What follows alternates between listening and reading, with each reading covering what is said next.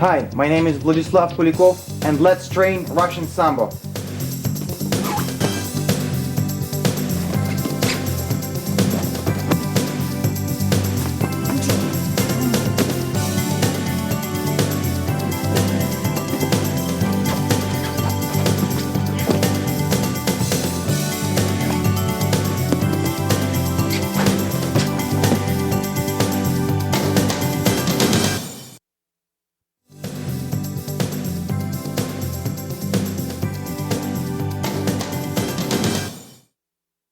Hi, I'm Vlad Kulikov with Ultimate Sambo in Warwick, New York, and today we're going to cover chokes from all different positions.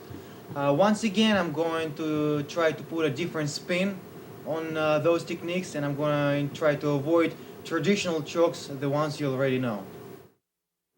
Okay guys, we're going to cover so-called arm triangle or head and arm choke, or I call this one bicep choke. Katagatami, I think it's called in judo. Maybe just a little different, setup than usual. Once you're here, you're in a crossbody hold down, and team tries to push your head away, like such. Okay, like this, like this, like this. So go with him for a little while, because you want his arm to be as much extended as possible. Sometimes you're strong, and your posture is good, and he pushes you, and you're capable of holding his arm there. But why? Let him extend, okay? Let him push you, let him, get the visibility of control, the image of control, illusion. There we go. He pushes, you let him push, and once it's extended or half extended, very quickly you release your hold and push this arm through, just like this. Okay, once again. He pushes, let him push your arm through, and instantly, like a woodpecker, you want to drop your head on the mat. The basic defense for this choke is going to be answer the telephone. Okay, so once team goes like this, once again, it's going to be very hard for me to gain leverage. So therefore, thank you, if I do that, I want to put my head as close to his head as possible to avoid, doing this. So here I am, I pushed, I regrab my hands, and I'm going to get on my knees, get in the tripod position like this. Drop my head low. Now, I'm going to jump over onto this side of his body. Like this. And sit out in a scarf hold position. Like such. Always try to keep your head as low as possible. And now we're going to squeeze. You have your partner like this, and you squeeze, okay? You don't leave him, you don't muscle him this way. You want to squeeze your arm into your head, and your head into this arm, like this. So once again, guys, you hear it, team pushes, you let him push like this. Push, drop your head, secure your hands, put your head on the mat maybe. Tripod, jump over, sit out. Now you can choke him like this, or if your arm length and his thickness of his body allow you, you can go into figure 4 hold and put hand either on top of his head or on top of your own. If you can put this hand on top of your own head, it's going to give you the ultimate leverage in this choke, like such. Alright guys, the way he's getting choked is with my arm on this side and with his own arm on this side. You see, it's very much like your leg triangle choke. That's why people call it arm triangle, like such. I constrict him from all directions, and there is no way for him to go. Leverage is applied from all over, like such, or like this.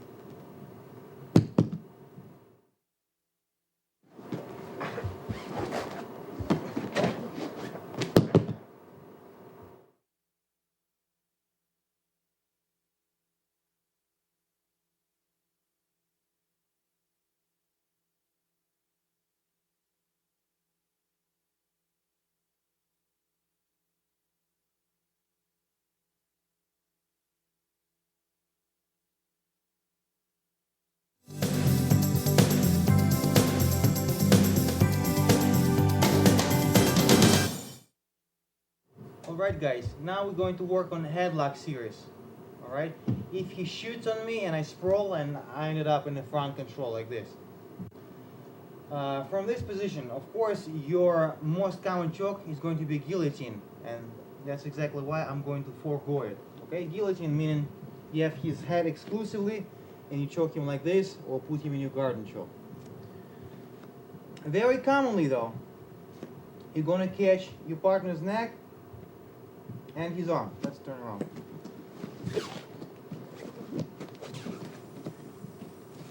Very commonly, you're going to catch your partner like this after you sprawl.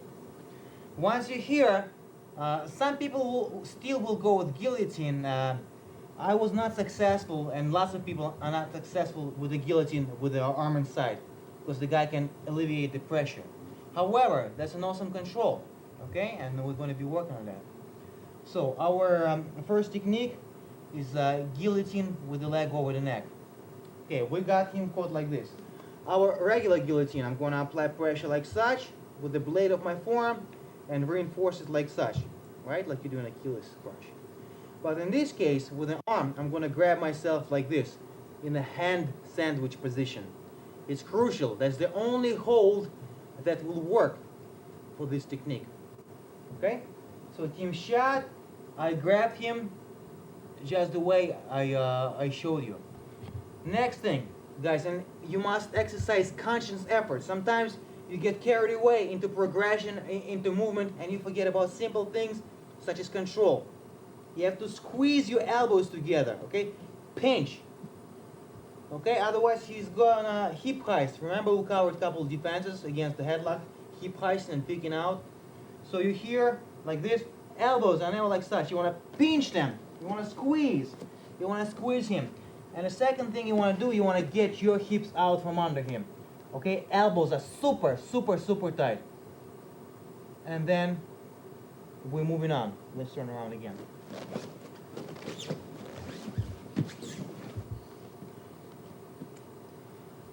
So you hear one hand on Tim's neck, one hand in Tim's armpit. Once I'm here, I'm gonna stand up and try to drive into him with my toes. I wanna drive. In no holds bar, of course, you can try to strike him and stuff like this. But we've just been, working on sambo tapes, on grappling tapes, forego the strikes. Once you hear this foot on the side of the neck, is gonna step right here. The deeper, the better. You have to step very, very deep. Okay, guys? It's crucial. You'll see why. You wanna step like this. You see, you can see my foot under him from his elbow, like this. And now I'm gonna drag my other foot, like such, and I'm gonna sit literally on his head. Okay, my right thigh, is gonna be on Tim's head, like this. My left leg is gonna come over like such, to stop him from rolling. And all I have to do is just lean back, use my back muscles, and pull my lock into Tim's throat, like this. Tim, would you please put your arm right here? Okay, guys, that's what's happening. Once again, note the grip of my hands, like this, right under his chin. And now with my leg on top of his head, I create immense amount of leverage. It's not your regular armpit hold anymore. I have a leg. Okay, he cannot pop his head free. This leg is here, and you sit back and apply the choke. If you lack control with your leg, Tim is gonna pop his head free, and you're gonna end up with a headlock, head and arm, and just lost a good position. Once again, Tim shot on me. Remember, I'll remind you once again, never grab him like this over. Always have headlock control or underhooks. So you stopped him, you sprawled, you grabbed yourself like this. Drive your grip into his throat, pinch your elbows together, like force feed his head into the mat like this, and once you're ready, step in, nice and deep, and now just sit back. Sit on his head and throw your left leg over his waist like a guard position. Once again, Tim, let's turn it to the camera. No, not like this. Like this. That is what doing the choke.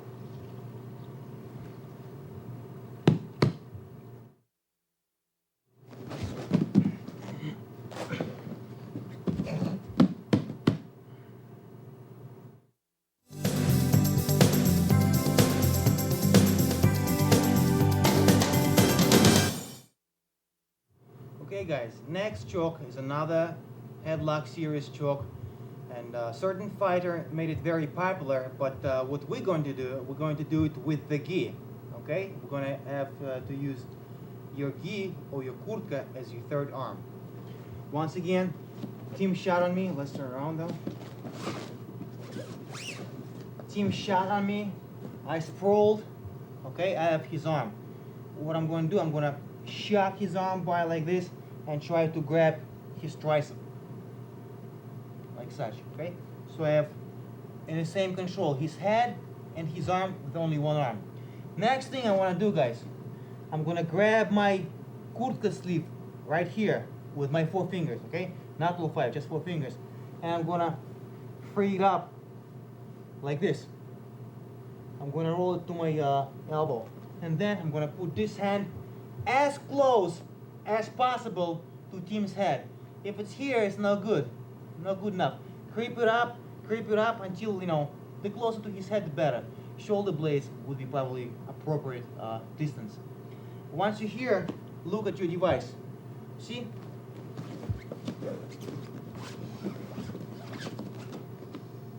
You have him like this, nice and tight. And once you're here, guys, you roll, okay? And there's 2 ways to roll, and we'll cover both of them. The first one is just simply your, you know, quote-unquote unathletic roll.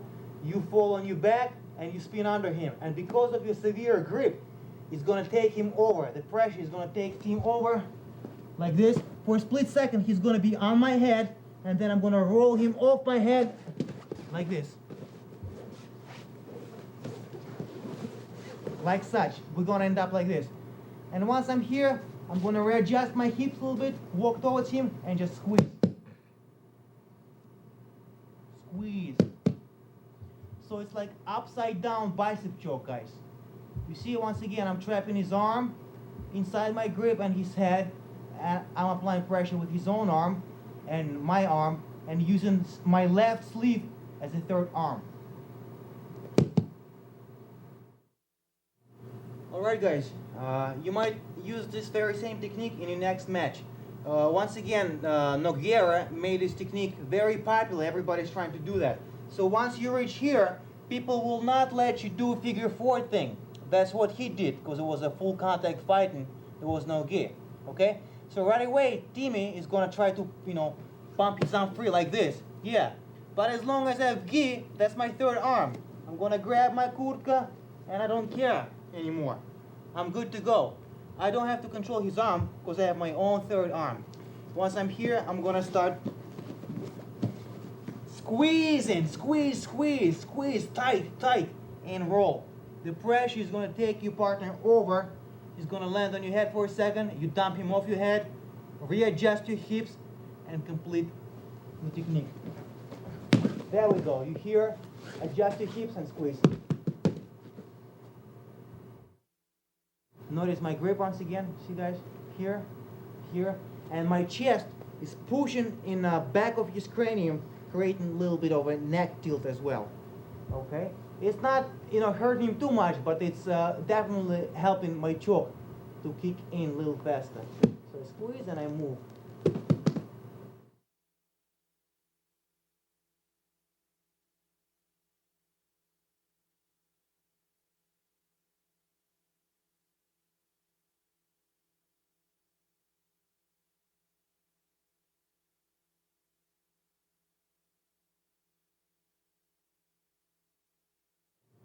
Alright guys, there's something you might want to change up about this technique, and it goes to all headlock rolling techniques. With the gi maybe it's not such a necessity, because once you have gi, you have very constricting grip. Without a gi, sometimes you're going to need some kind of other tool to make your technique more dynamic. And in our case, I'm talking about high leg, once again. Okay, what I did, I'm here, I start rolling. And for a second here, I'm going to be in a suspended position. Once again, some guys, including Tim, has very flexible trunk muscles. And, you know, every time I do rolling technique, it's like fighting a wall. He's very flexible. It's very hard to roll him over, okay? And if you do not have superior grip, And if somehow he changes it and it pops, you're gonna end up on the bottom, okay? So that's the downfall of the rolling technique.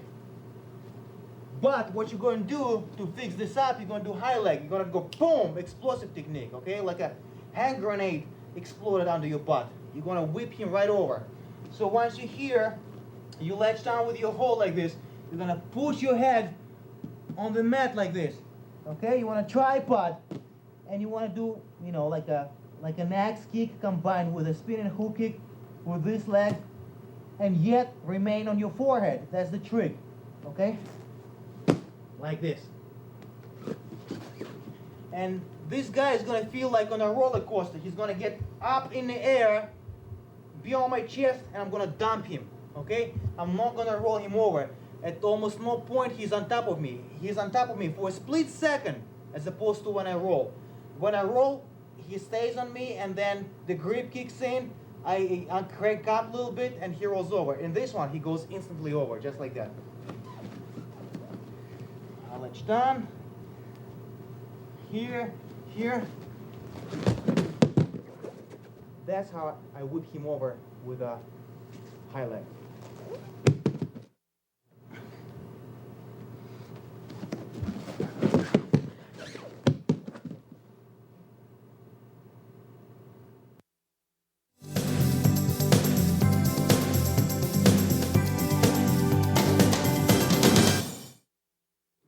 Another technique I really like, and it's quite similar, okay? That could be a pin, or if you switch up the grip a little bit, it could be a choke, and we're working on the chokes. So what you want to do, you want to grab him like this, and you want to grab his gi this way, like such, okay? And once he's here, he's going to try to stop you from like jumping into the guillotine or whatnot, the guillotine with the gi. He's going to be keeping away. He's going to be keeping away. But as long as you have this, you can do your rolling choke. You can do your undertow. So once you're here, shoot this underhook here like this. Once again, high leg, and flip him over. That's how you ended up. And once you're here, keep up a little bit. Put your head against the back of his head. It's a very similar choke. Just done without the sleeves, it's done with the lapel. And pull up your elbow towards your hips. Follow along, guys. You might end up in this position, whatever. You stood up like this, the grip was here, and team shot, and you sprawled, okay? Or you actively pulled him in, whatever the case might be, you're here. Of course, you know what you can do right away, you can do guillotine like this. With the gi. But he knows that. That would be my priority technique. That's what I'll try right away. So once I'm here, Tim is going to be like a dog playing tag of war, getting away from me and controlling my hips. Okay? But I have to create some kind of leverage tool to finish the choke. I do not want to waste this grip. I feel it's going to work. I feel it's good. I feel I can do something, but not guillotine. What? And there we go, undertow. Shoot you under, hook, grab him, put your head down, tripod, high leg, whip him over. Readjust your hips and push with your belly or your chest in the back of his head and pull this one in.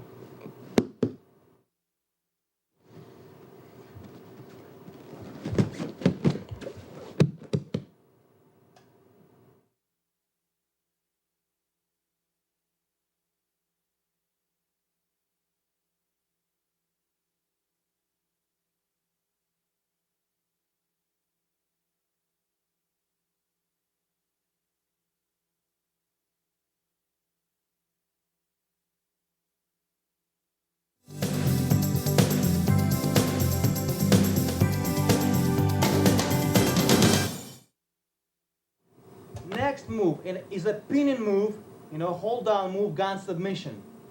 That's what you want to do, guys. You want to grab his chin like this, use his chin as a handle like such. Once again, after failed shoot or whatever. Sprawl once again. Get your legs away. Remember that at all times. Keep your elbow to your rib cage very tight. Every time your elbow is here, Tim is going to knee slide over here. And peel you off and do all this stuff. So pinch the head like you want to squeeze a watermelon, okay? You want to start pulling on his chin. This hand, once again, underhooks, grabs his belt.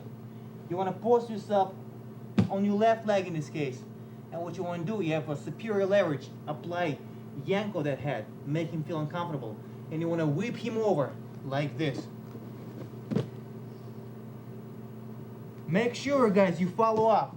Because good guy, once he feels he's going, he'll try to roll through. And if I don't follow up, he's going to go up and roll through. Every time he changes his elevation 1 inch, I change my elevation 1 inch as well. I want to be very close with my hips to him. So I'm here like this. Let's change. And as I dump him, you see I'm glued. I'm glued to him. I go with him. I go with him. My hips right away drop on the mat. Because, what guys? If my hips are high, Tim is going to put his left knee under my belly. He's going to pull me in a guard or half guard. And I'm going to lose good leverage. Okay? Now I won't be able to impose my whole body weight on top of him. He'll be able to kick me off with his legs, you know, take the guard. So I have to put my pelvic to the mat and move away from his legs, because that's going to be his defense right away. So be aware of that.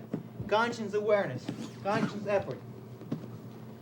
So here, chin grip, under, post yourself. As you're whipping him nice and gently, follow him, pelvic drops. And from here you switch like you're doing a scarf hold.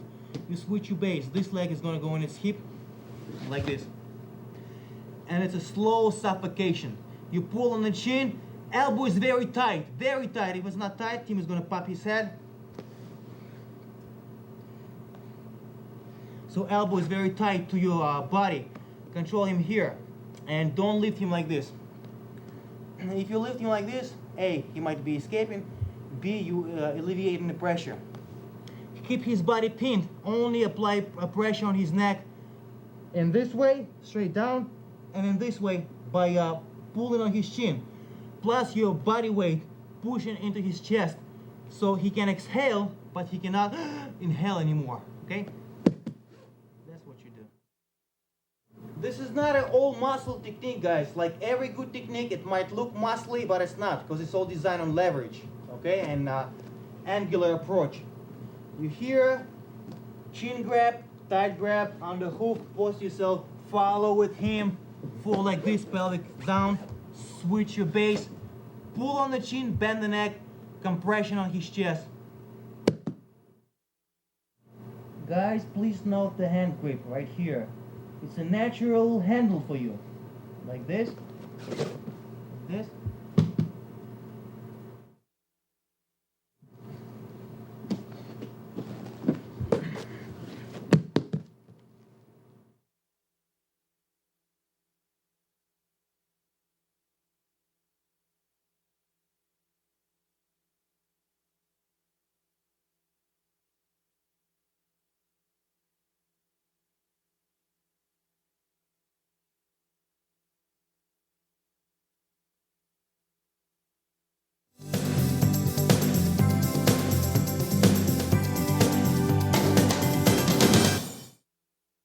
Alright guys, that's another unorthodox choke down with the tip of your belt.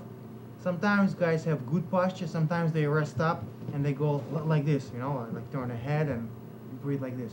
So what you want to do, you want to control him, keep him close to you, reach under, grab the top of your belt and grab it, loop it under. And there's two ways to complete this choke. Okay, you see I have awesome powerful leverage. This hand is going to sneak under, grab your own forearm, and now you arch your hips and you jam like this. So once again guys, try, you know, something unorthodox. If Tim rests on me like this, you know, control him with your right hand, grab the tip of the belt, lift it up. The higher you lift, the less slack you're going to give him, okay? So if you're like this, it's going to be some slack. Lift it, lift until you feel, you know, tag on your waist here, and grab it deep, like this. So Timmy, get up for a second. Here you are. With this hand, reach under, grab your own hand, arch your hips, jam your forearm in your partner's throat. Little variation, guys. Once you looped here, what you can do, you can reach with the same hand and grab the tip and choke just with one hand only. Okay? Just like this. One hand choke.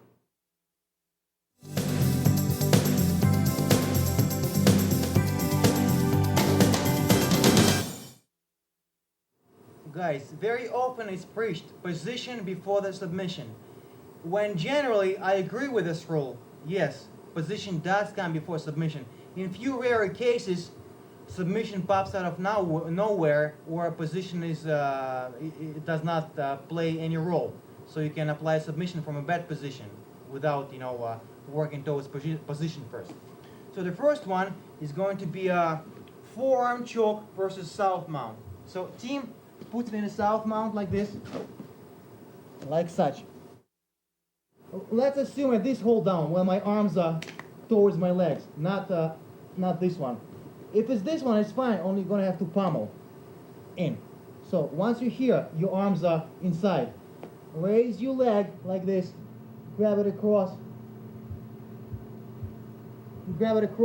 and this hand is gonna come under your partner's and grab your own hand. Like this. Tim, would you rise up a little bit? Guys, that's the device right there. Okay, and once you're here, just jam your forearm. Your leg is going to stop his neck from rising up. Your right arm is going to stop him from moving right, and your leg is going to stop him from moving left. And your bottom forearm, which is left in this case, is going to apply the strangle. Guys, watch it again. Okay, it's very doable. Team, just for demonstration's sake, yes, like this, so I can speak freely. You're gonna raise your leg, okay? Get it on top of his neck, like such, like a triangle upside down or whatnot. And you wanna grab it with your right hand. Left leg, right hand. Then, your forearm is gonna come under and grab your own hand. Like this. So, that's my device right here. That's my square. That's my box. And I'm going to jam this, I'm going to pull this and jam this like this. Leg up, your left leg, grab with your right, your left hand comes under, grabs, squeeze. Watch the hand again, guys, and the leg and everything. It looks confusing.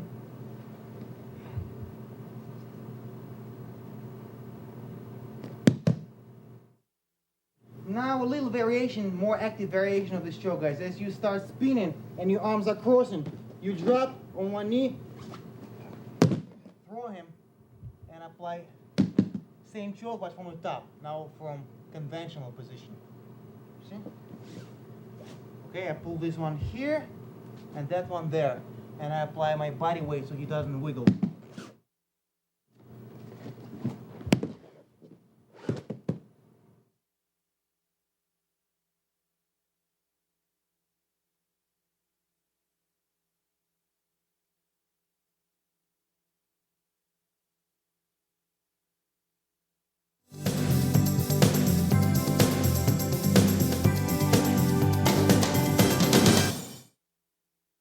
Alright guys, inverted triangle, one of the many enterings. Sometimes you find yourself in this position and guy either loops his arm like this to try to immobilize you, trying to let you on, or sometimes if he times it nicely, he can actually throw me over. So he hooks me like a single leg but face forward, and he bumps with his shoulder me forward and gets the position. And that's going to be my predicament. That's going to be my technique.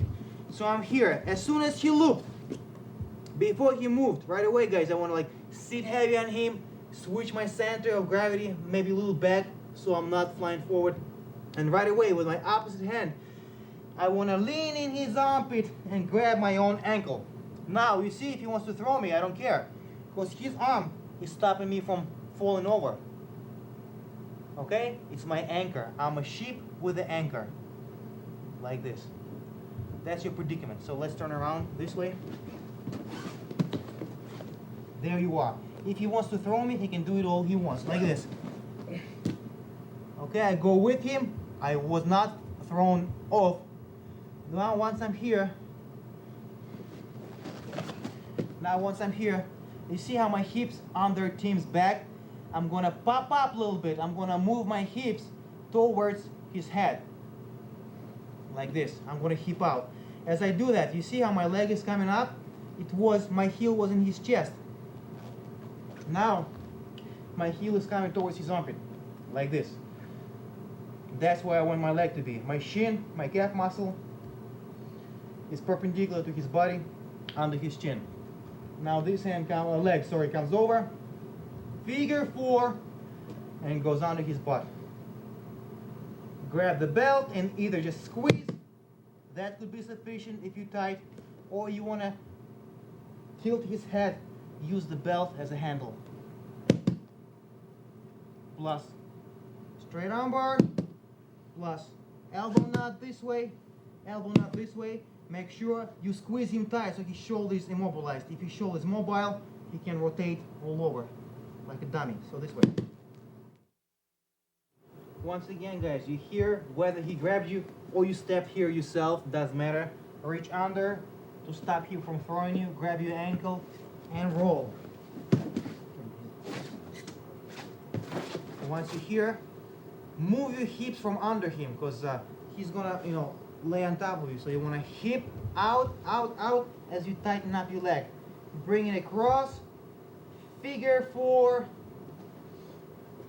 and apply inverted triangle.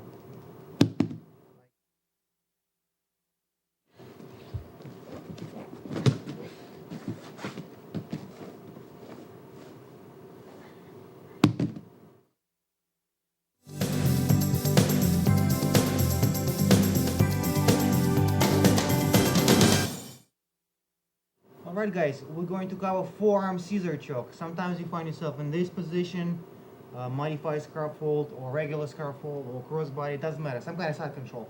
And the guy starts trying to, he got here, and he wants to hip out and push your body off and so forth and so on. So, as soon as you feel his arm is sneaking here, like this, you have a green streak. So what you want to do, you want to pull this one arm out and put it like this. Elbow on his chest to keep control of him and hand here. Okay? With your other hand, you want to reach underneath and grab your own hand in a hand sandwich position again. Just like this. Now, once you're here, you want to drop your elbow. You see my elbow compresses into his chest or his collarbone, which is not a choke yet. I'm not choking his throat. So what I want to do, I want to shift a little bit and drop my elbow this way. So the pressure is applied directly to the neck and throat, not his chest anymore.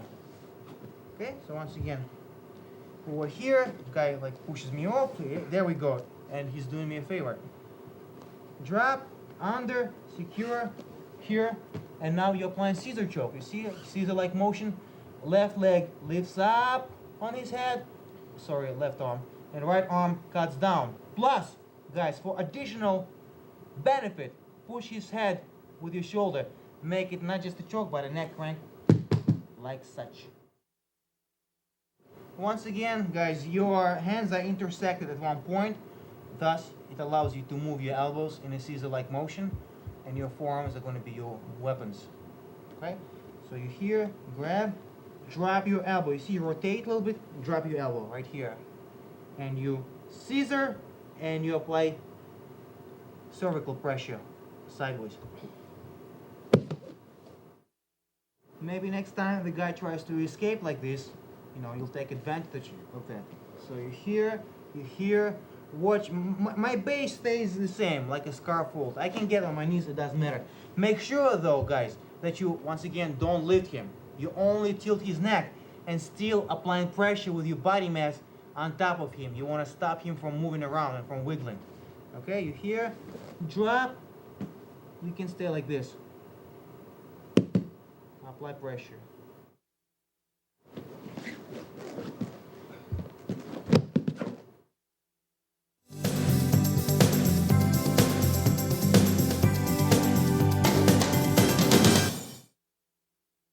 Once again, guys, you're here and guy try to post and escape. So once he's here, you have a green light. just like during forearm scissor choke. So what you want to do, you want to hop up like this, grab both sides of the gi, like such, and hop on his neck. Shin across his neck. Once you're here, pop his head and pull it into your shin bone. Guys, note, you want to control his whole body. So as your shin is in his neck, this one is driving into him, and you sit on your butt on his body. Okay? Like this. And every time he tries to move and hip out, you want to readjust. You want to keep sitting heavy on him. Just like such. And you jam your shin into his throat and pull up. Once again, Tim wants to hip out, gets his elbow, starts working his leverage thing. I want to grab him so he doesn't hip out completely. Roll on top of him, and now his neck is free for my right leg. And I'm going to come like this and sit on him. Shin in, body weight distributed on top. Grab the head, both hands, lift it up.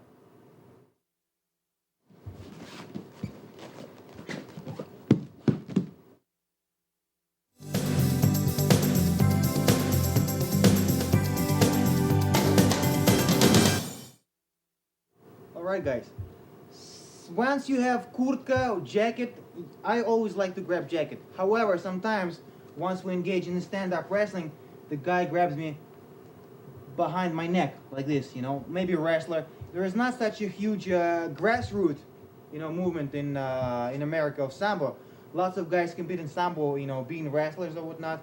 So they maybe don't have very good understanding of kurtka play, and they go to traditional wrestling techniques, double leg singles, which work of course, and they're awesome, and head snaps. So let's say Timmy grabbed me behind the neck like this, okay? And what I'm going to do what they call in wrestling shock bite, okay? So once I'm here, watch, I'm going to put my arm like this, a bulldog hold I call, knuckles inside, and I want to hit him in his forearm, in his tricep area, elbow tricep area. And what I do, I don't bob like in boxing. I just tilt my head and let him pass by, okay? Like this. Once again, like this. As I do that, okay, that's the technique by itself. As I do that, I want to step up with my left leg in this case, like such. Okay, as I do this, I'll step up. The next movement, my right arm is gonna hug him this way, like such, okay? Grab him. So he's here, I'm gonna step and grab him here, like such. Once I'm here, I'm gonna reinforce the grip. I have superior control, and I'm gonna take him down with a head pinch. And once I'm here, I have my bicep chop.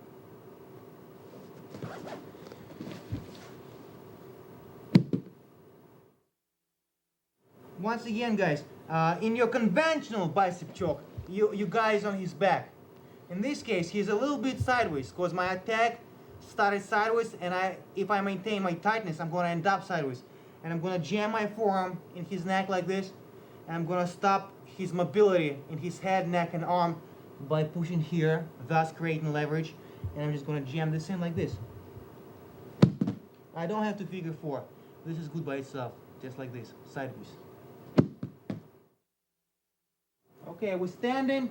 Tim grabs me behind the neck. I'm going to step, shot, reach, grab him like this. Okay?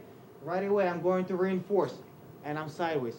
Sometimes you can choke him standing up, just like this. You have a lot of leverage, okay? You can choke him standing up. Sometimes you want to work it on the mat. So what you want to do, just start rotating. He cannot stop himself. He's controlled, okay? I'm controlling his upper body, his arm, and I'm just gonna whip him over, take him down. Note how I fall. I put my knee here so he cannot roll onto his back. So I hold him in a sideways position. I don't want to pin him. I don't want to put him on his back. So this stops him from moving this way. My lock is stopping him from moving the opposite way. And this leg is pushing into the technique as additional leverage. I'm driving my head into his.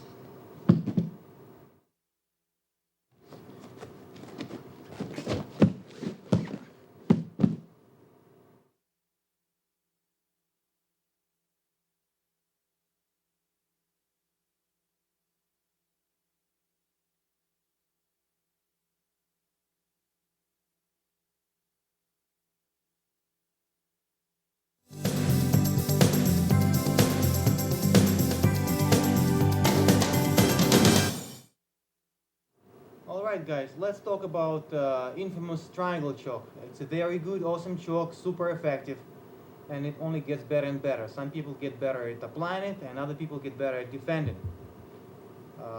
So let's look at it. The first line of defense is your posture. It's not actual escaping technique, it's the posture, like everywhere. Everything starts and finishes with position and posture. Once team tries to apply triangle on me, the first thing I want to do, of course, not stay like this low. I want to come up, I want to pull my arm in and straighten my body up. And here I can stay all day. He'll be wasting his energy. I have my wind tunnel here to breathe, and I'm good to go. If he does latch on, there is few techniques I utilize. I utilize 3 techniques. And if one might not work, go into another. You can use them in any sequence, in any combination, one after another. Don't stick to one. If one doesn't work, you have to move on. So the first one, very basic one. You see, the very idea of the triangle, he's twisting you sideways. You see how he positioned his body in order to lock his legs. He positioned his body like this, so which invites me to step over. Sometimes I'm capable of doing that. Sometimes I'm going to lean into it and step over with my left leg in this case. Step over, scoop his head, create pressure, and just pull out. Maybe work a leg lock like this. We'll do it again, guys. I guarantee you, if you practice grappling, sooner or later you'll find yourself there if you already hadn't. So team applies triangle, and it's locked, okay? It's locked. My posture failed me. My first line of defense failed me. His body, you see, is like this. It's very rollable. So what I'm going to do, I'm going to roll into him, tripod on my head, step over, scoop his head, and apply pressure, generate leverage, and pop my head free. From here, possibly leg lock.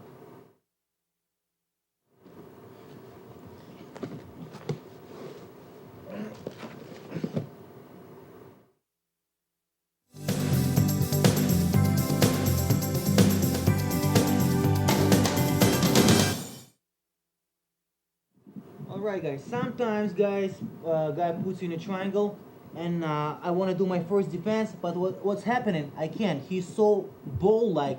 Every time I try to step, he rotates away from me. Okay, I step and he rotates. Like this.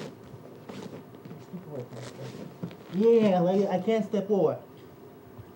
So what I want to do, guys, I want to try to get up, stack him, and as I fall back, I want to grapevine one of my legs. 1, and then another. 2. Here I have leverage with my legs, and I'm just pulling out, popping his legs free. So once you're here, guys, try to flex your shoulders, raise your neck. You see, so you get a little space here. If team's near, yeah, you're no good here. Try to pummel through like this. Lift up. Remember about danger about being arm locked. Yes. So keep your arm bent and maybe grab his uniform like this, so you don't get elbow knotted either. And you want to rise up, stand up, and as you fall back, grapevine one leg and another leg. Now you have pressure, you have leverage. Pop. You escape the triangle.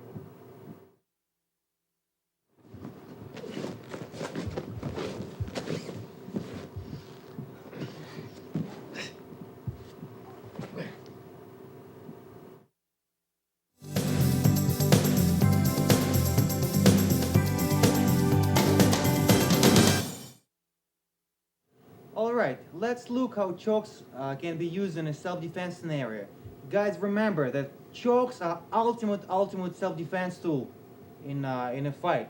Because if the guy is drugged up or under influence or intoxicated, sometimes he does not feel pain. You can poke his eye out, you can break his arm, maybe he won't see and he won't be able to grab you with broken arm, but he still comes after you. But as long as you apply a good choke, no matter how crazy you are, no matter how much pain you do not feel, you're gonna go out to sleep or get killed. Okay? So remember that, and please be very careful. Always work under supervision of your master, of your instructor, and we'll go. Team is gonna grab man by lapel, so the situation is about to escalate, okay? If somebody penetrates your, your personal space, so to speak, this way, nothing good is about to happen, okay? After verbal, it became this one, okay? Just like this. He's about to grab her, maybe wrap his hand in a hockey grip and start punching. So remember, your first thing might be a block. If team punches, you have to deflect it right away, okay? If he didn't punch you, then he will, okay? If he is here, his intentions are very serious, so it's better always to intercept him and become proactive instead of reactive. So what Mem is going to do, once again, she's going to use that contact against him. She's going to grab him with her left hand, like this. You see, note the grab, knuckles towards you, like such. What she's going to do, she's going to strike with a knife hand. It might be silly, but guys, that's a very effective tool, okay? If you condition over here, then you can strike soft tissue or neck or collarbone with extreme power and extreme effect. So what she's going to do, she's going to hit him right where his bicep starts, right here. It's painful, it's a pressure point. She's going to hit him and step with her right leg simultaneously, like this. She's going to drag his arm behind him in a hammerlock. She's going to loop her right hand, like this, okay? And there is two options to do. She can choke him using his garment, if it's a denim jacket or parka, okay? She's going to kick his leg out, and if he goes down, yeah, she's going to choke him like a human gallows pole. Remember, in this particular case, once again, just assume the hold, the very fine end one. Yes. As Tim goes down, she still holds on to his arm, okay? So his body, his whole body mass is falling down from a knee kick, okay? So what's going to happen, she's going to dislocate his arm in the shoulder blade, possibly elbow, okay, and choke him. When you do it in your gym or in your dojo, let go of the arm, of course, pretend. In the street, yank it up. Once again, she's getting grabbed. She re-grabs him, possibly blocks. Knife hand, rotate, garment choke with a hammerlock. Kick the leg out. Good. Now, if he does not have something to grab on, then you apply regular rear naked or sleeper hold. Let go of the arm, sleeper hold, and choke the crap out of him.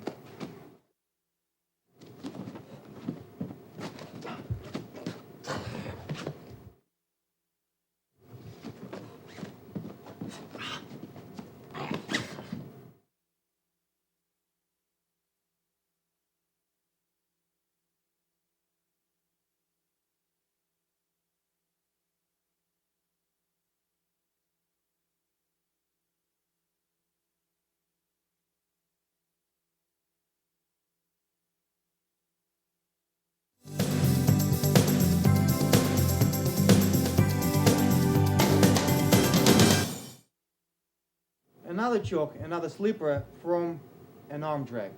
So we're gonna start like this, okay, right here. Team approaches, there was a verbal confrontation or whatever, and he approaches and he's about to grab her. He didn't grab her yet, but he's reaching, okay? And we're gonna build it on interception. As team reaches, Mem is gonna grab him with her left, okay? As she's reaching with her right underneath her elbow, your conventional arm drag, she's gonna pull him in and step with her left leg behind him, like this. Now this arm is gonna execute uppercut, not with a fist, but with this part, right in his throat. You wanna jam it, boom, and a sleeper hold. Sure. Once again, team is approaching with a mean intent, and she sees that, she knows. As soon as he reaches, intercept, arm drag with a step, uppercut, and here's how the sleeper works. In Sambo, we call it pitля, which means a noose, okay? Because that's exactly how you work. You see, she lined up her elbow and his chin. Her hand is here. Then she's going to do, pardon me, inappropriate gesture, like this, and go with her hand behind his head. There is no way to escape. Also, she's going to tilt her head, because sometimes he'll try to peel this hand off, and even accidentally, he might poke her in the eye, not even without, any intent. So, duck your head. There is no way you can escape.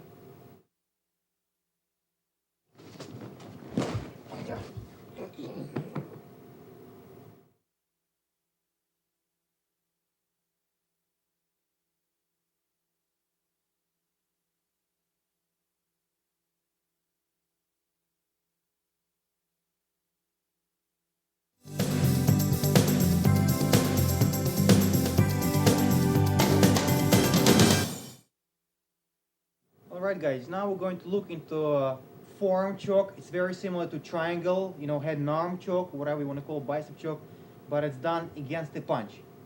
Okay? So once again, we're presuming that it's a street fight, okay? We're not talking about boxing, kickboxing, when the guy throws good punches. We're talking about, I want to knock your head off, okay? So as Tim throws a haymaker, and she sees it, before she trains at Ultimate Sambo, she's going to duck under. Her right hand is going to come up, just like this, okay? Now she's going to reinforce the grip like such. Turn around, please. Like this. And she's going to jam this forearm in his throat and stop his head from rotating by pushing her head against him. And step back to break his balance.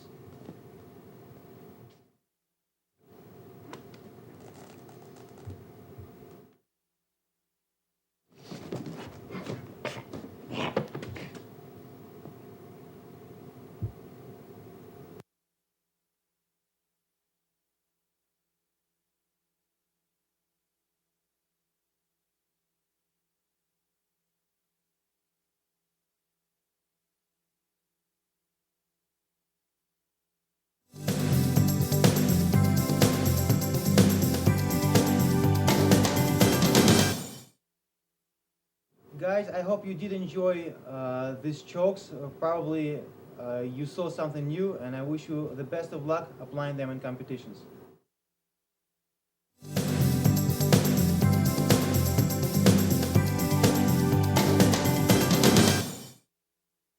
Hi, my name is Vladislav Kulikov, Chief Instructor at Ultimate Sambo, Warwick, New York. I was born in 1974 in Moscow, Russia.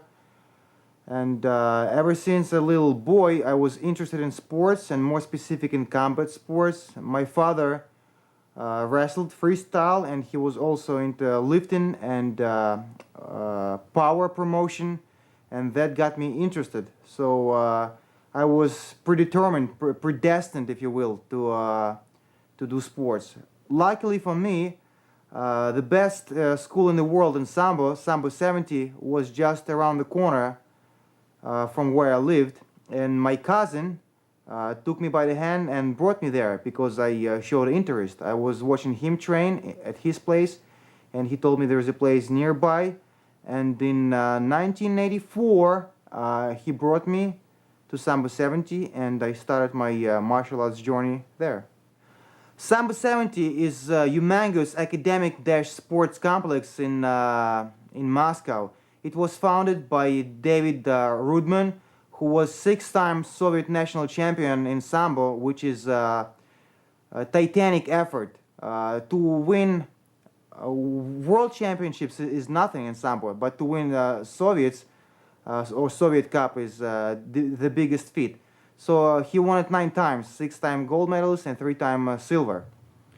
He founded this school in 1970, hence the name Sambo 70, and now, as I mentioned, it's a huge sportive academic complex. It's got 4 wrestling halls, one of which is like has capacity to host Type A tournaments. It's a big wrestling hall with balconies and everything.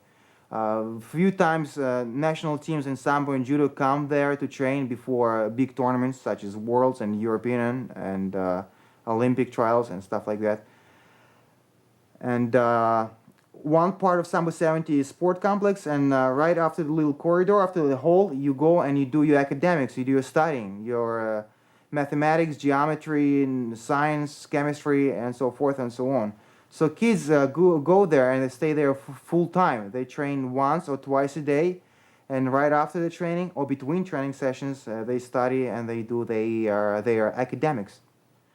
If you're a foreigner and you're interested in training, of course, you can contact administration of Sambo 70 and you can go there and train. No problem. It's a unique complex, as I said. The only one place that can come close in magnitude, I'd say, is Abu Dhabi Combat Club. There are 2 general directions in Sambo, which is sports Sambo, as we know it today, international sports Sambo, which is wrestling, recognized as a 3rd international style of wrestling alongside freestyle and Greco-Roman, and there is so-called combat Sambo, which is designed for tactical purposes. stuff you study in militia, Russian police, and military. In Sambo 70, it's all for the medals, of course. And in the older days, when Sambo used to be sponsored by government, we used to do strict Sambo in Sambo 70 and some Judo. But nowadays, because of the politics and because Judo is an Olympic sport, they do mostly Judo in Sambo 70. So it's ironic. The name, they kept the name because they want this brand, they want the trademark, but they do a lot of Judo in there. Sambo was developing and started developing in the 20s, and its official birth date is October of 1938, the same year when Aikido and Hapkido were born. There were three people standing at the roots of Sambo: Oshchepkov, Spiridonov, and Harlampiev. For the most part, the official point of view says that Harlampiev is the father of Sambo. However, all three equally contributed. However, Oshchepkov was a Kodokan student, and he was, in the beginning, he was promoting Judo only, and then he started gearing Judo towards Russian needs. And eventually he was repressed and executed during Stalin's regime. Some people consider Spiridonov as a true father of Sambo, but I guess all three people contributed more or less equally to the Sambo. The roots of Sambo lie in Japanese Judo, Japanese Jiu-Jitsu, and variety of folk-style wrestlings of the Soviet nations. There were 15 republics in the Soviet Union, and almost each nation had its own style of wrestling, such as Georgian Chidaoba, Tatar Kuresh, Moldovan Trinta, and so forth and so on. And best techniques, mostly throwing techniques, were hand-picked and adapted to the Sambo rules. Sambo is an acronym for self-defense without weapons. It was born strictly as a tactical art, as an art of self-defense, disarming, convoying, restricting, choking, maiming, and so forth and so on. But some things you cannot practice safely. So therefore, a new way of testing people was born, which became a wrestling style. And other style is tactical style, as I said. Some people ask why Sambo emphasizes leg locks. And I'll tell you, there is a warfare philosophy behind it. If you maim your partner, if you break his leg or his legs, therefore he cannot walk. So at least one or maybe two of his comrades have to carry him.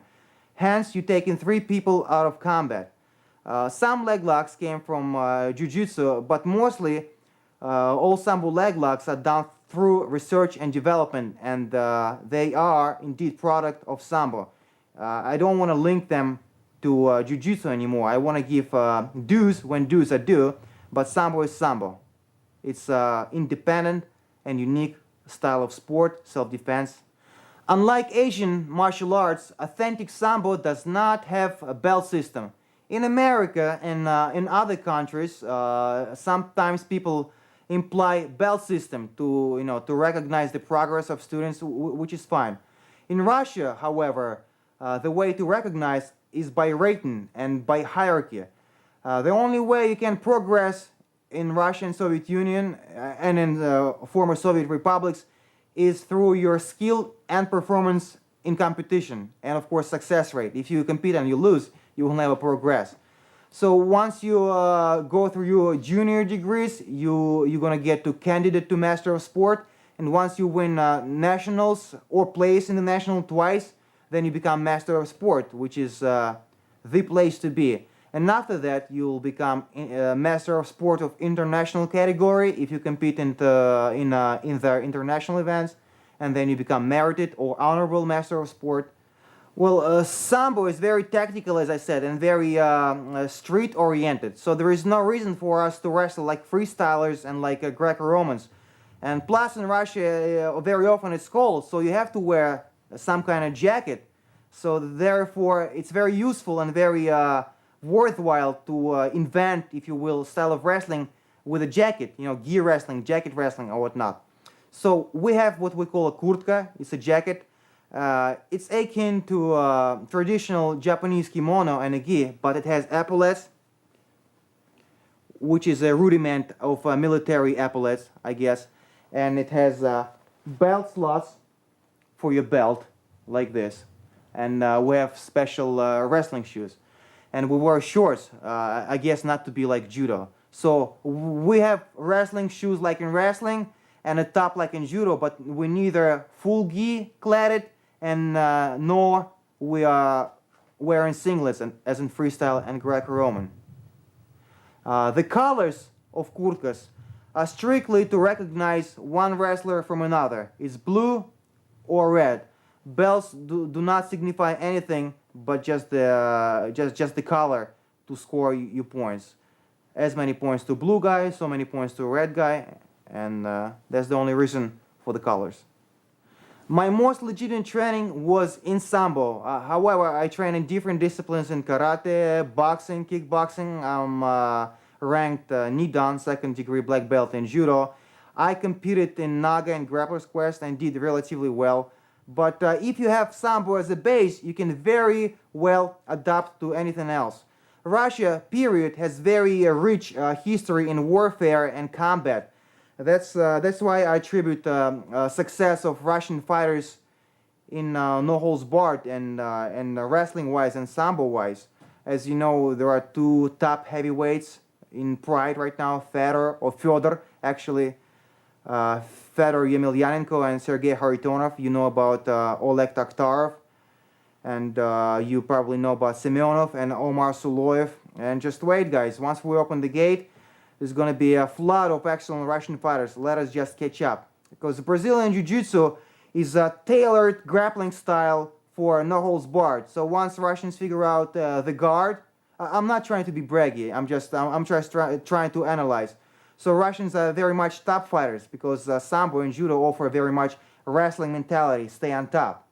So once guys find out how to conquer the guard and work from the guard, they do know how to do that. Maybe they don't possess all the know-hows Brazilian Jiu-Jitsu has. But once we figure out the guard, they in Russia figure out the guard, it's going to be a very recognizable force to reckon with. People's perceptions about martial arts getting better and better. So when it used to be striking arts-oriented martial arts community, now people see the beauty of grappling arts and moreover martial arts as a whole. So I see the bright horizon for martial arts, and I hope Sambo is going to become as popular, if not as Brazilian Jiu-Jitsu and Judo.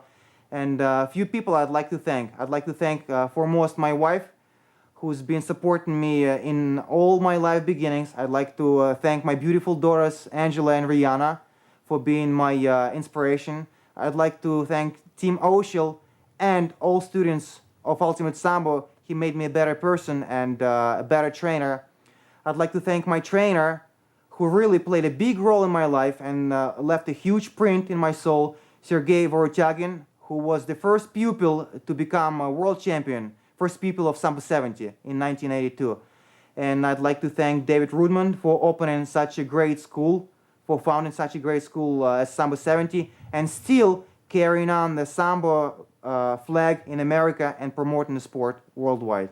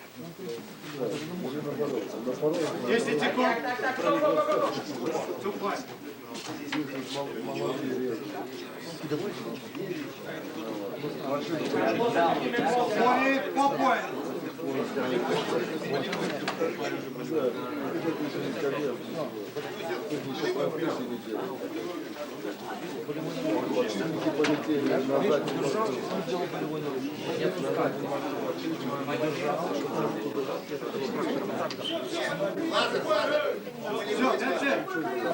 Unlock.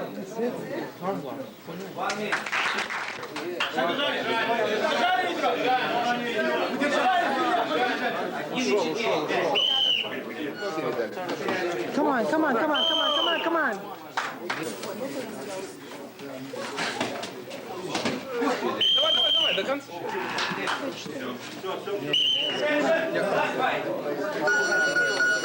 Руку встречай, бери отворот. Ну, пряменько, пряменько стой.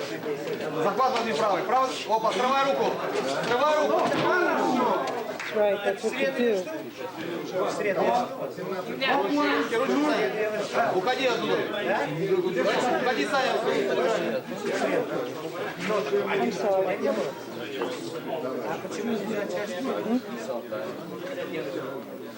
Руки, руки, руки.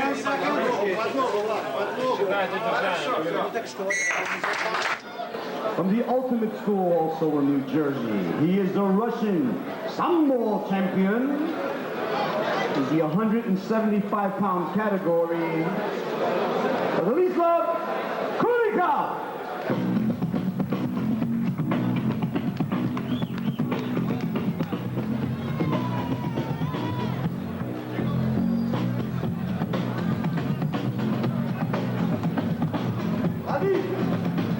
Give him a nice hand, ladies and gentlemen. Ultimate School, Sambo champion.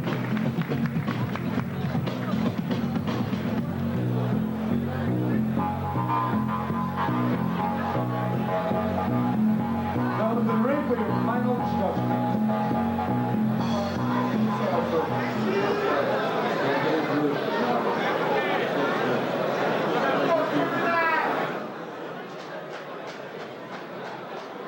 Let's get it on!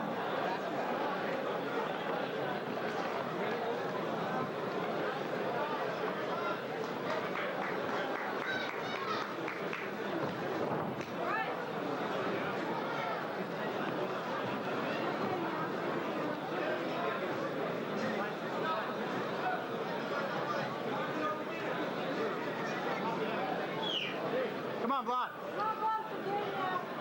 It's your fight, Vlad.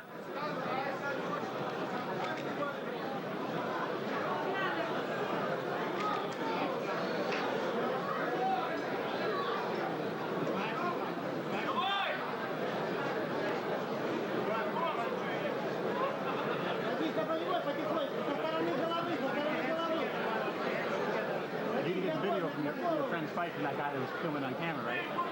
Some guy was filming the whole thing like this guy. Yeah, that guy. I was shooting right into the light, man. I think I got some good shots. Oh, we got a hold of it.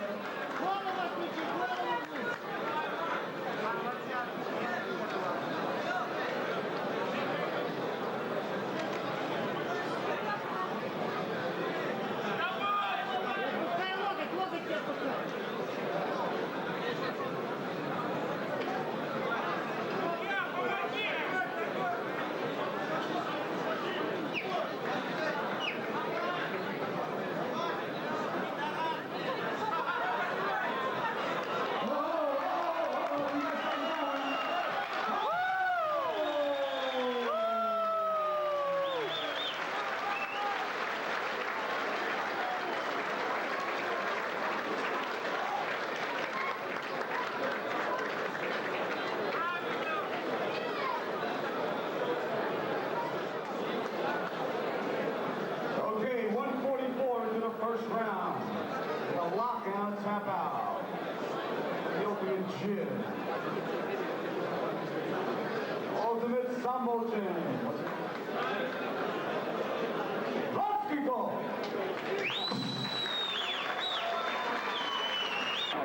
Like to have advanced middleweights, advanced middleweights like to Come on, Vlad! Come on, Vlad, don't him! ring number That's it, that's it, that's it! advanced middleweight That's it! number one.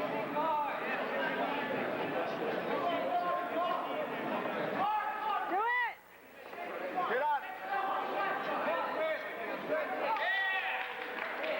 Good, Vlad. Got his arm? Do you have his arm? Good. Good, good. That's it. that's it. Oh, excuse me, guys. No, these guys. Come on, Vlad. There you go. I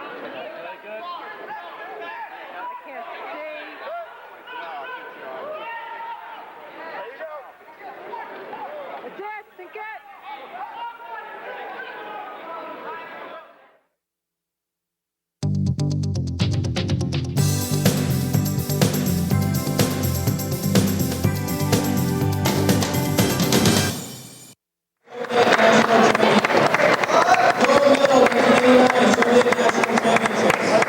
And a silver medal 2002 Sambo Pan Am Games. His opponent, Nick Goscinini, in the red corner.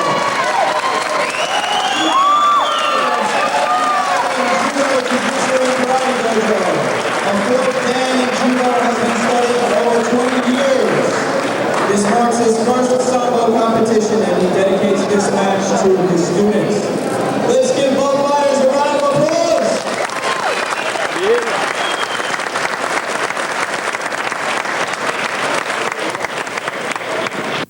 This guy's fight was in 89 he was?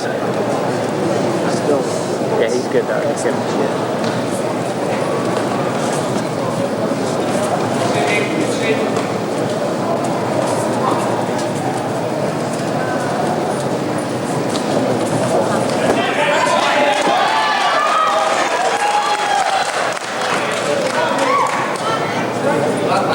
Come on, Vlad.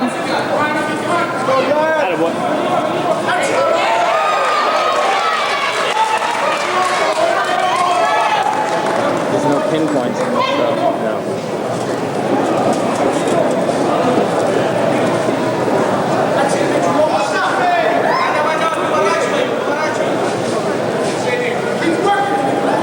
Come on, Vlad.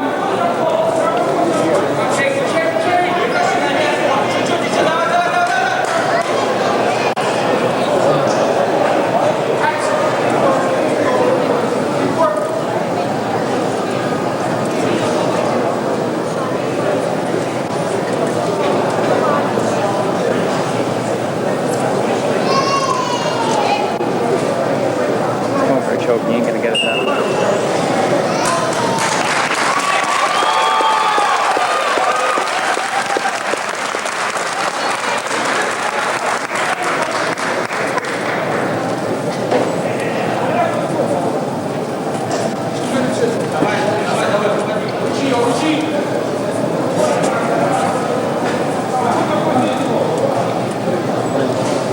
Strong, I got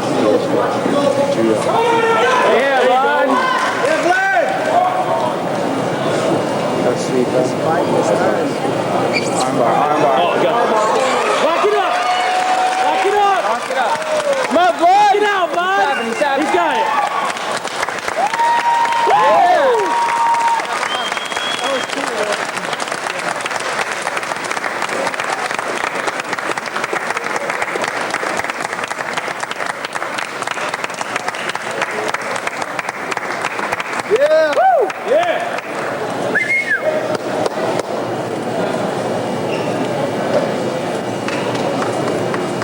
Way to go.